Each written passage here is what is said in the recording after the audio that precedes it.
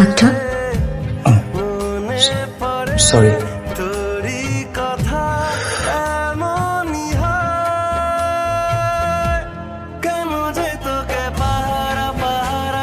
আমি ঐশী, 5B-তে নতুন।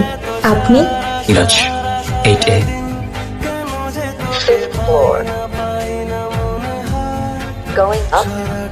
নামলেন না যে? আবারও যদি লিফট বন্ধ হয়ে যায়?